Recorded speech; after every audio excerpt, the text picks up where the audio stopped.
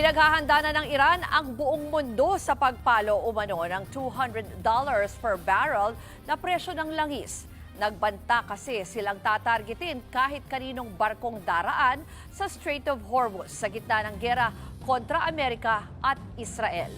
Ang buong detalye sa Express Report na ito. Nasunog ang Thai flag bulk vessel na ito matapos atakihin habang dumadaan sa Strait of Hormuz. Bukod dito, 2 pang barko ang nagkaroon naman ng minor damage dahil din sa pag-atake.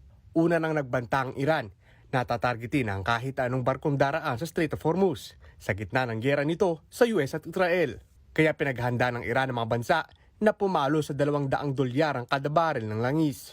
Pabala naman ng Amerika, paigtingin din ang pag-atake sa Iran kapag ipinagpatuloy nito ang pagharang sa mga dadaan sa strait. Sa report naman ng Reuters, kinumpirma ng isang opisyal ng Iran na nasugatan ng kanilang bagong halal na Supreme Leader na si Mojtaba Khamenei. Hindi sinabi kung kailan ito nangyari, pero hindi pa siya muling nakikita ng publiko matapos maluklok sa pwesto nang mamatay ang kanyang ama dahil sa pag-atake.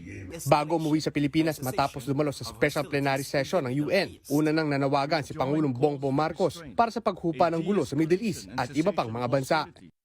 We join calls for restraint, a de-escalation and cessation of hostilities, respect for international law, including the UN Charter and humanitarian law, and for all concerned to return to the negotiating table for peace.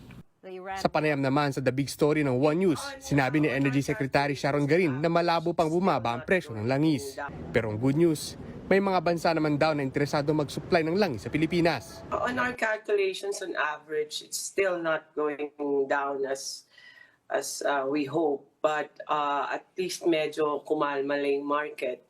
But this war kasi is very erratic and we don't know what's going to happen. Nobody knows. So it's just wait and see. Nagbabalita mula sa Frontline, Mobile Journal, Ivan Tarinque.